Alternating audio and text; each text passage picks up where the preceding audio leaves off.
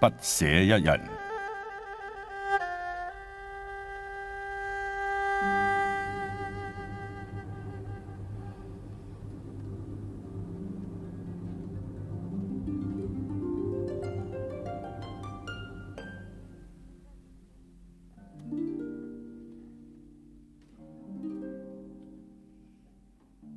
大約喺30年前，有一個由鄉下嚟嘅細路，其實佢已經讀緊小學3年級，但係呢，佢連自己嘅名都唔識寫，學校放棄咗佢，而且趕咗佢出校。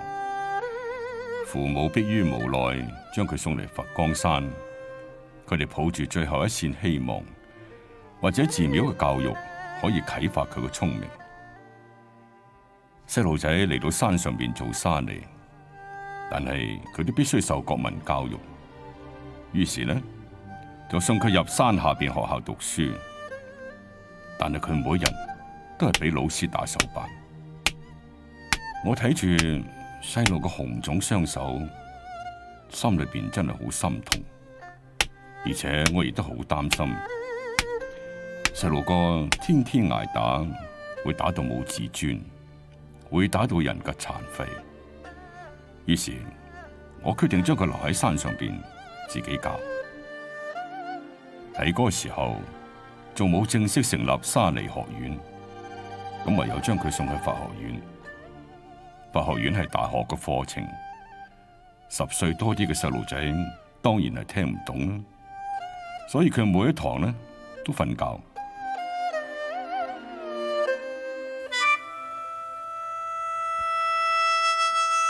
有一日，一位耿直嘅方倫老師呢就同我講：如果你唔叫個細路離開課室，我就唔同你教書。今日我上咗6堂課，佢就瞓咗6堂，真係豈有此理！咁我見老師咁嬲，咁我就請求拜託佢：老師啊，嗱，你多啲諒解下呢個10歲多啲嘅細路，聽你講佛法，就算啦。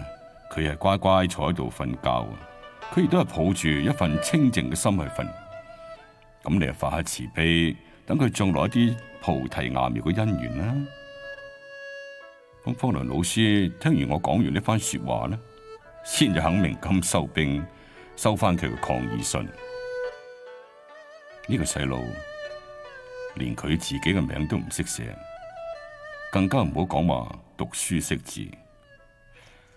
我就諗寓教於樂，咁喺遊戲裏邊亦都可以開發我哋嘅智慧。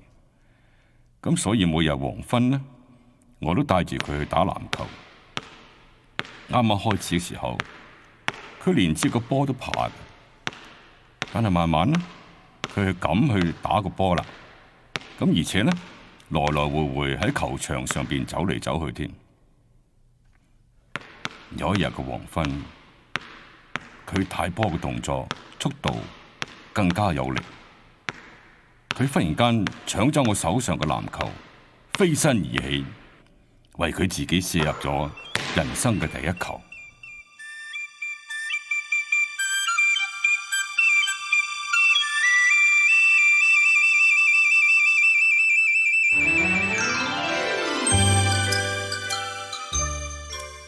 東山嘅夕陽燻染咗整個大地，橙金紫艷嘅輪輪波光映住呢個細路嘅眼，清澈到好似淡水咁樣。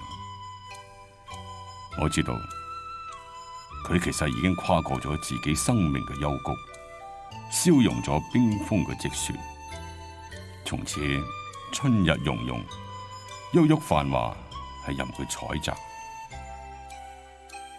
佢喺球場上邊重拾信心。17歲嘅時候，報紙刊登咗佢第一篇嘅文章。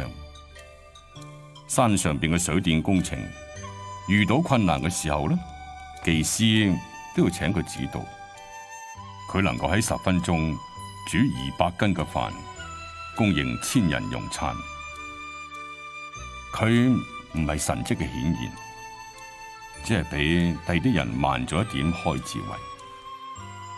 嗱，其實大人唔使咁着急，用耐心同埋方法，一定可以誘導細路嘅潛在嘅才能。而家社會上邊鼓吹唔好等細路哥輸喺起跑點，因此每一個父母都搏命咁要細路哥學電腦、舞蹈、音樂、心算等等嘅技藝。但係我認為起跑點係冇咁重要，因為喺人生嘅跑道上邊，我哋要贏係要贏喺終點，而唔係起點啊！